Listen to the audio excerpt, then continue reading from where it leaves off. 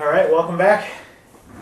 And we are just about done, I can't believe it, with the 7 habits of completely useless managers. Thanks again for joining us. I'm Brad Alexander, and we are on a journey to become completely useless. Completely useless managers. So, there are 7 habits. We've knocked out a few of them. The first one, move your feet, lose your seat.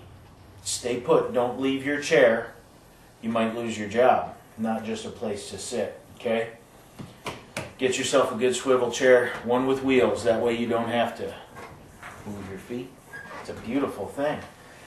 Begin with you in mind is the second habit. It's all about you. Got to keep that in mind. The 3 Ds of management: delegate it, ditch it, and only when absolutely necessary, do it. When the going gets tough, the tough call a meeting. That's habit 4. Call meetings. Early and often. Call meetings. Anytime, any place, call a meeting. So we're going to get into a few more of the habits. Going to try and knock out the last 3 here, 5, 6, and 7. So let's jump in. Habit 5 in the 7 habits of completely useless managers is blame shifting. Now I know some of you are saying, hold on, blame shifting was in the 7 habits of largely ineffective salespeople. And this is true. Blame shifting is important. This is blame shifting on a different level. And if you think, well, that was kind of lazy of me, taking one and using it for the second, well, you may be right. I mean, we're talking about becoming ineffective and useless. So, did you think, really, I was going to put in that much effort to come up with 7 whole new ones? Okay. So blame shifting. Blame shifting is on a different level to become a useless manager. Blame shifting is not just talking about the weather and the economy and, all these things that are out of your control that you can sit and point fingers at and use that as your reasons for not selling.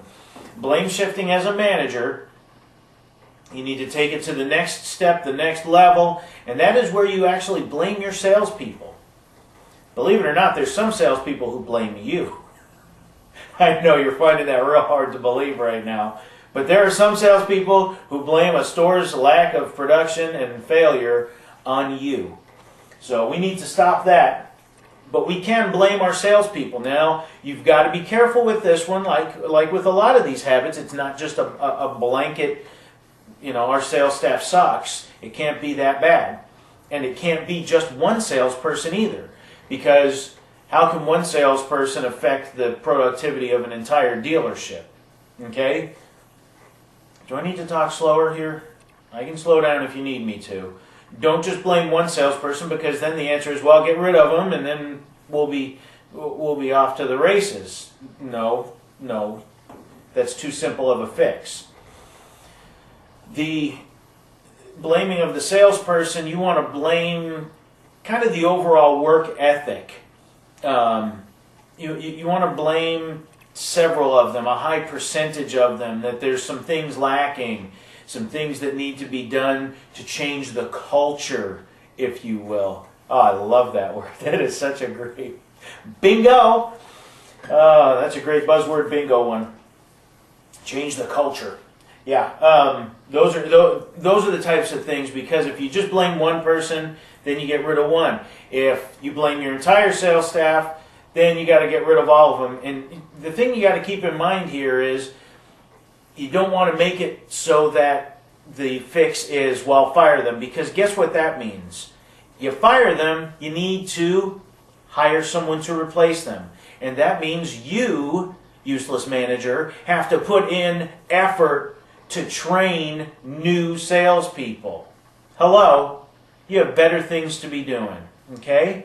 So don't put yourself in that position to where you're going to, once again, be called out to go ahead and train a whole new group of people. And, so much is common sense. I don't know why people can't figure stuff out. Back in the day, when we got hired, there's a car, there's a customer, sink or swim. And the good ones just figured it out. None of this training and, oh my goodness, 12 steps, 3 steps, 17 steps, 20 steps. I mean, we're lucky to find people anymore these days who can find the road to work, let alone the road to the sale. Am I right? Yeah, you're with me. I know you are. So, blame shifting is important. Got to have a balance there. Something that you can keep your finger on the pulse of and keep moving along, but where there's no immediate action or results required. Yeah, that is what I'm talking about. That's good stuff. Someone should write that down. Oh, I did. In my book. All right, so the next one is the art of looking busy. The next habit. 7 habits of completely useless managers. The art of looking busy. And now, man, we have some great advantages over some of our predecessors.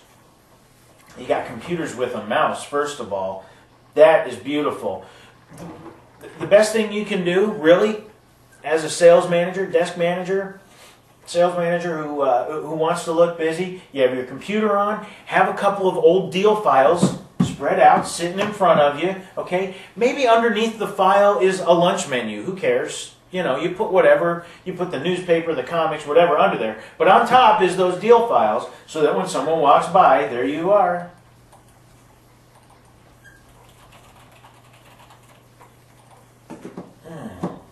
See that? While you were just watching me there, I mean, if the screen wasn't blank, of course, wouldn't you think I was busy? That's the art of looking busy. It's not that difficult. You can master it. I know you can. Listen, just this activity here has gotten me out of plenty of housework, okay? My lovely bride will come downstairs and she'll see me clicking away. You know, sure, I'm playing solitaire, but that's okay. Anyhow, that's the art of looking busy, having those files. And another one, you don't want to get caught in those rare moments when you actually have to leave your seat to go take care of something, use the restroom. Take a deal file with you, take paperwork, anything, just grab some stuff, take it with you, have it in your hand, and just have a determined and frustrated look on your face. And just stomp, stomp, stomp away. And people will see you. No one's going to want to mess with you. They see the paperwork in your hand. Wow, he must be working on something important, and he looks mad. I'm going to leave him alone. That's a beautiful thing. That's another idea I stole from Dilbert, by the way. So, and it works. It's effective. Use it.